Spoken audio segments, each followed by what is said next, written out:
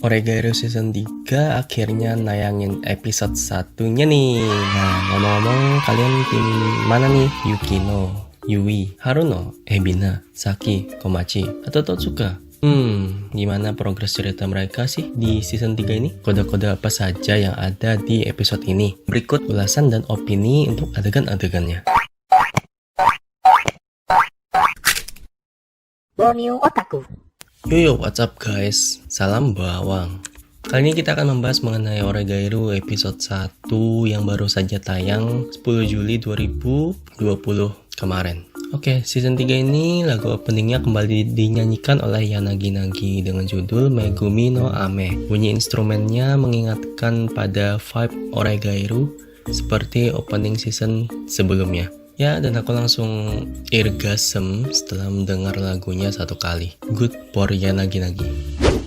Jadi adegan dimulai persis bersambung setelah ending dari season 2-nya yang sangat menggantung, di mana Yukino mau mengutarakan suatu permintaan. Kembali terjadi perdebatan kecil dan manis antara Hachiman dan Yukino. Nah, kemudian obrolan di antara mereka pun memancing topik mengenai adegan di season 1 di mana Yui belajar membuat kue dan mendapatkan kalimat mutiara dari Hachiman yang luar biasa. Bahwa katanya cowok itu adalah makhluk sederhana yang akan senang dengan diberi kue buatan sendiri dari seorang cewek. Ya, meskipun rasa kue tersebut gak enak, yang terpenting adalah kerja keras dari cewek tersebut sudah tersampaikan dengan baik. Flashback dan pembahasan mengenai itu mempertegas kode Yui kepada Hachiman kalau gue suka sama lu, jawab dong, gak usah sok gak peka. Semacam itu. Tapi dari sepanjang yang terjadi dari season-season sebelumnya, sudah ada kode dari monolog Hachiman akan jawabannya terhadap perasaan Yui tersebut. Diperlihatkan di sini Yukino sudah mulai terbuka terhadap Hachiman dan Yui. Yukino curhat mengenai dirinya dan keluarganya, mengenai dirinya yang rapuh dan kesulitan untuk memutuskan sesuatu, mengenai dirinya yang ingin mewarisi bisnis keluarga, yang mana bisnis itu sudah direncanakan diwariskan kepada kakaknya, yakni Haruno. Yukino akhirnya memiliki keberanian untuk speak up kepada keluarganya dan semuanya dimulai dari berbicara dengan kakaknya terlebih dahulu. Permintaan Yukino kedengarannya pun sederhana, ia hanya ingin Hachiman dan Yui menyaksikan kisah dari kebulatan tekadnya sampai akhir. Tapi ya intinya sih Yukino telah mendapatkan keberanian untuk melakukan sesuatu sesuai dengan kemauannya sendiri. Dan dia sudah siap meskipun kemauannya itu tidak tercapai. Di sini Yui terus bertanya mengenai jawaban Yukino, tapi Yukinonya menjawab ya kayak mengambang gitu sih. Ini anime emang dari dulu penuh dengan kode-kode yang bikin penonton mikir, ini maksudnya apa sih? Jadi ya pertanyaan Yui itu lebih aku artikan sebagai jawaban atas bagaimana perasaan Yukino terhadap Hachiman. Pada akhirnya tidak ada di antara mereka yang mengutarakan perasaan cinta mereka secara tegas dan lantang. Nah, Hachiman sama sekali tidak menjawab pemberian kue coklat dari Yui dengan seharusnya. Mungkin ia hanya tidak ingin hubungan yang telah terjalin baik menjadi rusak. Tapi inikah hubungan genuine yang diinginkan Hachiman? Hal ini sudah disindir oleh Haruno di season 2 sebelumnya. Mereka pun mengantar Yukino untuk kembali ke apartemennya. Nah, di sana mereka bertemu dengan Haruno yang kelihatannya sudah menduga bahwa Yukino akan memberanikan diri untuk membicarakan sesuatu kepadanya. Dan dari senyuman Haruno, ia sudah tahu apa yang akan dibicarakan oleh Yukino. Sepertinya semuanya berjalan sesuai dengan prediksi Haruno. Ya, Onesan yang satu ini memang selalu berhasil memantik trigger mengenai masalah perasaan dari season-season sebelumnya.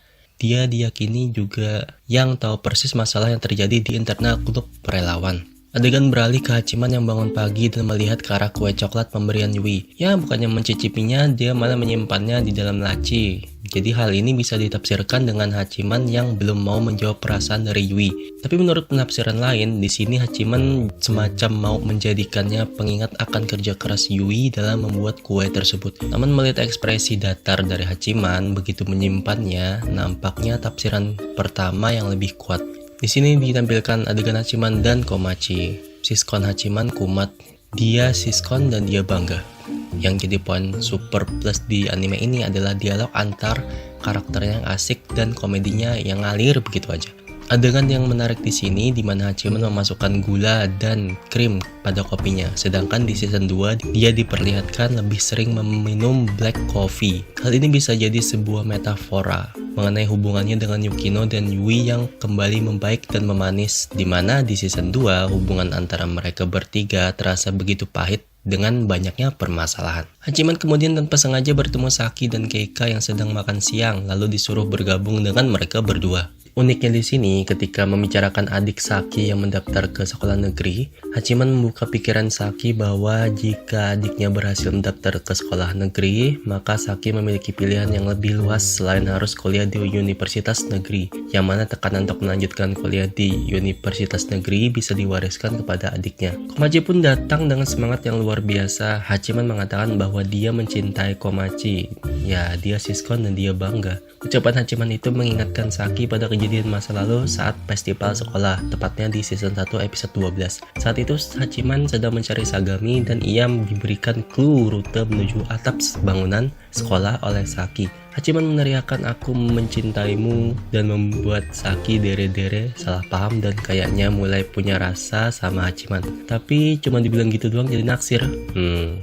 Ya tentu saja tidak, karena ada kejadian-kejadian lain juga yang men-trigger hal tersebut. Tapi ya Hachiman yang kayak gitu bisa bikin banyak cewek naksir loh. Anjir, Hachiman emang gue banget. Setelah Saki dan Keika pulang, Hachiman pun menepati janjinya yang ingin mentraktir Komachi setelah adiknya itu selesai tes wawancara masuk sekolah. Tapi ternyata Komachi ingin memasak di rumah.